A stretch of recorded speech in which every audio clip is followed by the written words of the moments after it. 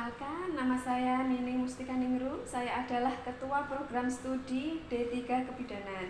Selamat datang kami ucapkan kepada anak-anakku sekalian yang sebentar lagi akan menjadi bagian dari keluarga besar Program Studi D3 Kebidanan Stikes ISMI Jombang. Kami ucapkan selamat karena pada kesempatan hari ini bisa mengikuti acara PKKMB, yaitu Perkenalan Kehidupan Kampus Mahasiswa Baru. Pada kesempatan pagi hari ini, saya akan menjelaskan tentang profil program studi D3 Kebidanan Stikes Insan Cendekia Medika Jombang. Yang pertama adalah misi. Misi program studi visi D3 program studi D3 Kebidanan ini adalah pendidikan kebidanan yang unggul dalam bidang entrepreneur dan iptek, berdaya saing di tingkat Jawa Timur 2023. Sedangkan untuk meraih visi tersebut, misinya adalah 1.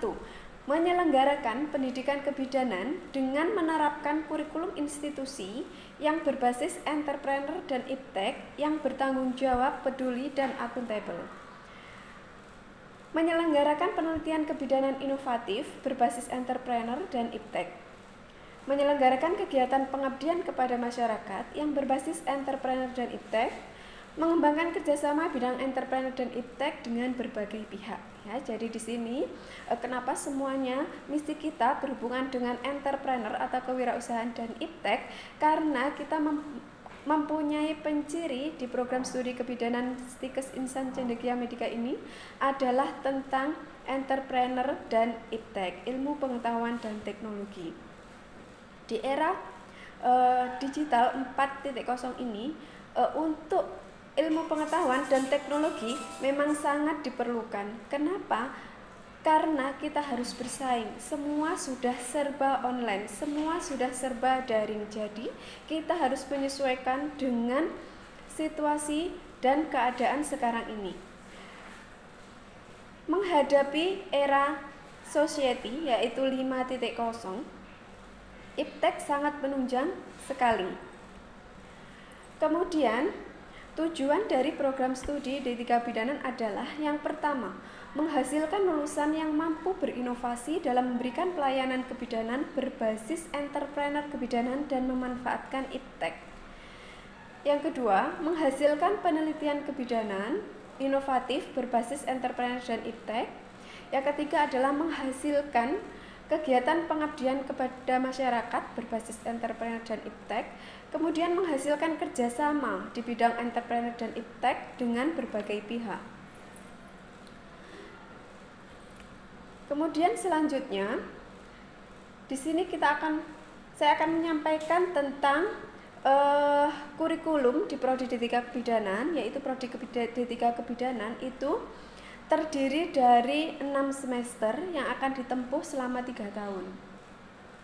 Di semester 1 dan semester 2 itu disebut angkatan pertama atau angkatan 1. Kemudian di semester 3 dan semester 4 disebut dengan angkatan 2, dan di semester 5 dan 6 disebut angkatan 3. Semester 1 sampai semester 6 itu ada 110 SKS yang akan kita distribusikan ke dalam 6 semester. Distribusi mata kuliah selama semester 1 itu ada 9 mata kuliah yang meliputi mata kuliah agama, Pancasila, anatomi, fisiologi, konsep kebidanan, komunikasi dalam praktik kebidanan, kebutuhan dasar manusia, sosial budaya dasar, pengembangan kepribadian.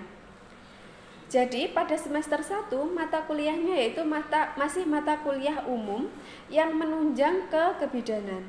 Kemudian di semester 2 ada kewirausahaan, pendidikan budaya anti korupsi, kemudian etiko-legal dalam praktik kebidanan, keterampilan dasar klinik kebidanan, asuhan kebidanan kehamilan, promosi kesehatan, dan kewirausahaan kebidanan 1. Ya, jadi ini adalah sebaran mata kuliahnya di semester 2. Di semester 2 sudah menginjak ke materi kebidanan. Jadi bukan lagi materi yang umum.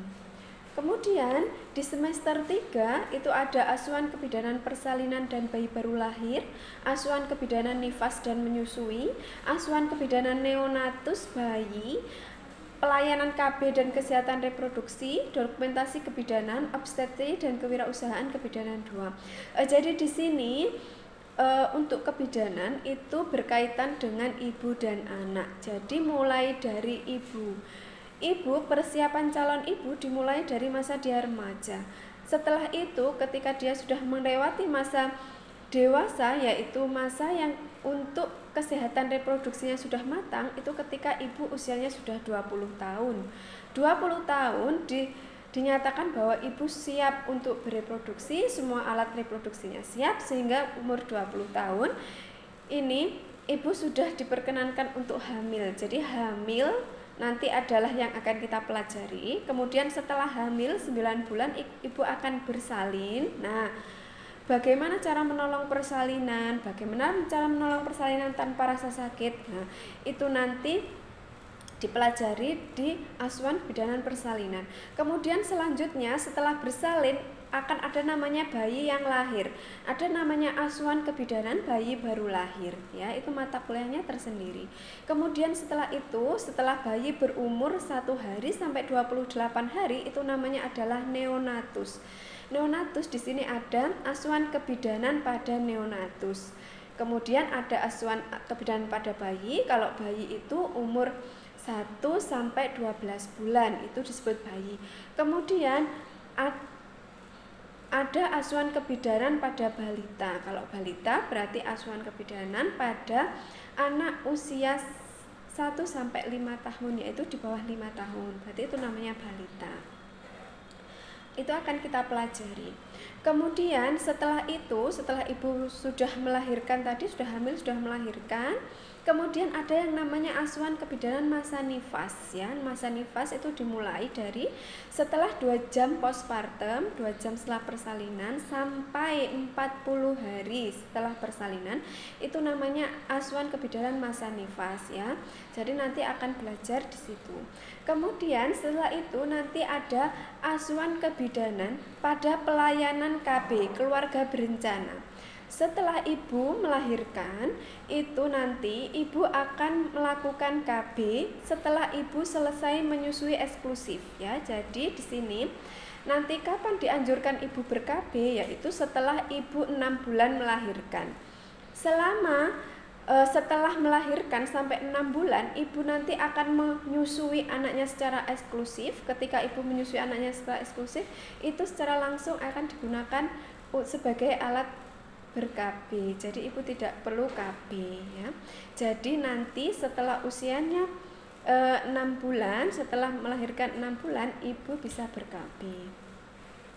Kemudian selanjutnya adalah semester 4. Di semester 4 itu mempelajari tentang materi kesehatan masyarakat, asuhan kebidanan komunitas, kemudian praktek klinik kebidanan 1, kegawat daruratan maternal neonatal dan basic life support, kemudian kewirausahaan kebidanan 3 dan bahasa Inggris, ya. Jadi di sini nanti sudah mulai praktek di lahan atau praktek di lapangan untuk praktek kebidanan 1. Kemudian juga mempelajari tentang teori asuhan kebidanan di komunitas. Bagaimana nanti seorang bidan itu bisa berkontribusi di masyarakat. Apa sih tugasnya bidan di masyarakat? Itu akan kita bahas di asuhan kebidanan komunitas. Terus kemudian pada semester 5 ada mata kuliah bahasa Indonesia, ya. Nanti bahasa Indonesia ini dipersiapkan untuk menyusun karya tulis ilmiah atau laporan tugas akhir yang akan dilakukan di semester 6. Kemudian selanjutnya ada praktek klinik kebidanan 2, ada praktek kebidanan komunitas dan kewirausahaan kebidanan 4. Jadi pada semester 5 ini sudah banyaknya full praktek di lahan, mulai dari praktek komunitas di desa atau di lahan, kemudian praktek klinik kebidanan 2 di rumah sakit, kemudian praktek kewirausahaan kebidanan 4 yaitu di lahan praktik yang menyediakan tentang kewirausahaan kebidanan, ya, seperti baby spa, mom spa dan sebagainya.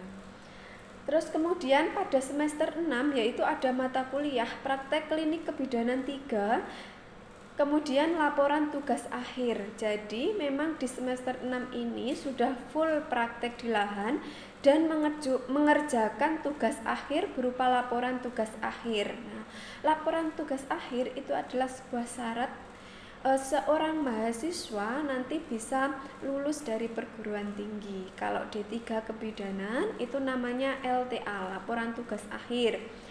Ada juga yang namanya itu kalau program D3 itu adalah karya tulis ilmiah. Kalau program S1 namanya skripsi dan sebagainya.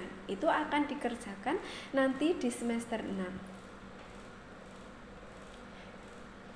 Kemudian tentang sarana prasarana di program studi D3 kebidanan ya. Jadi nanti terutama adalah yang berbeda dari prodi yang lain itu adalah ada lab kewirausahaan, yaitu tentang lab baby spa dan lab mom spa, kids spa ya, itu yang beda. Kalau yang lainnya itu ada namanya lab dasar, kebidanan dasar, kemudian ada lab maternitas yaitu lab kebidanan ibu, kemudian ada lab laboratorium anak, kemudian ada laboratorium komunitas, ada laboratorium kegawat daruratan maternal neonatal ya. Jadi itu nanti ada di prakteknya di laboratorium. Mungkin itu saja singkat ya tentang materi atau perkenalan tentang profil prodi D3 kebidanan. Nanti akan lebih luasnya, akan lebih pahamnya ketika adik-adik semua itu sudah bergabung di program studi kami ya. Untuk materi pada kesempatan hari ini saya akhiri. Assalamualaikum warahmatullahi wabarakatuh.